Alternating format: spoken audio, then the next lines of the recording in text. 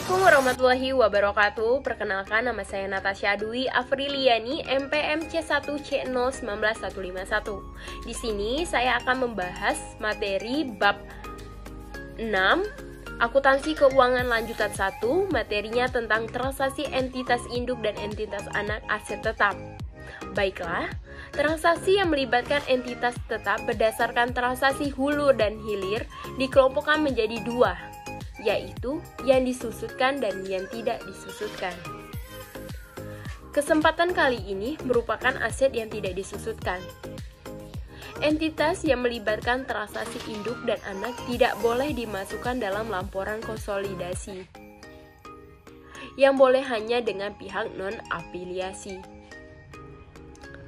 Berdasarkan PSAK nomor 16, aset tetap berguna untuk mendukung operasional suatu perusahaan. Yang pertama, dampak terhadap pencatatan entitas untuk jurnal eliminasi, yakni penghentian aset tetap terbagi atas 3. Yang pertama, karena dijual. Yang kedua, ditukar dengan pihak. Yang ketiga, dihentikan penggunaannya. Pencatatan atas aset yang dihapus terbagi 2, yaitu perusahaan anak sebagai perolehan aset tetap dan perusahaan induk sebagai disposal aset tetap.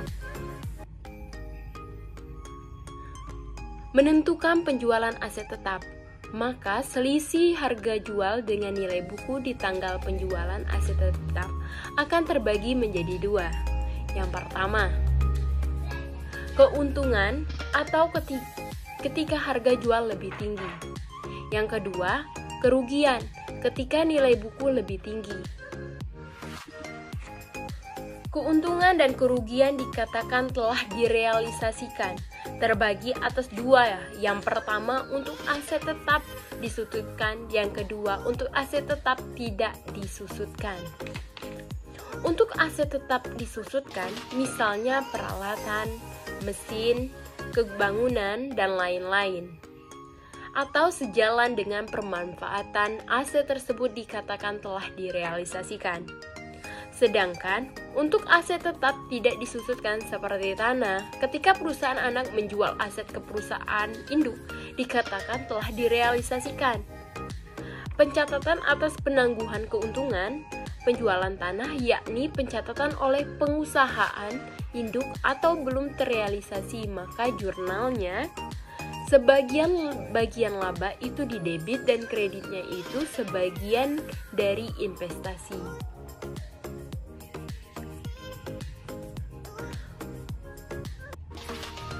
Pencatatan atas penangguhan keuntungan penjualan tanah atau pencatatan oleh perusahaan induk sudah terrealisasi, maka jurnalnya investasi pada entitas anak itu didebit, laba pada entitas anak itu dikredit. Keuntungan transaksi hulu yang belum terrealisasikan dicatat induk secara penuh. Jurnal eliminasi merupakan dasar yang dibuat untuk mengeliminasi bagian laba dan dividen yang dianggap tidak perlu dimunculkan dalam laporan konsolidasi. Dividen atau mengurangi investasi dan saldo laba. Pencatatan, penyesuaian, dan jurnal eliminasi dipersiapkan untuk penyusunan laporan konsolidasi agar nilai tercatat sesuai dengan harga perolehan. Keuntungan transisi hilir yang belum terrealisasikan dicatat induk sebesar porsi dari presentasi kepemilikan tersebut. Pada transaksi hilir, kalau presentasi kepemilikannya tidak 100%, maka pelaporan disesuaikan dengan besar presentasi kepemilikan. Itu saja penjelasan materi bab 6. Jika ada salah, saya mohon maaf. Saya akhiri. Wassalamualaikum warahmatullahi wabarakatuh.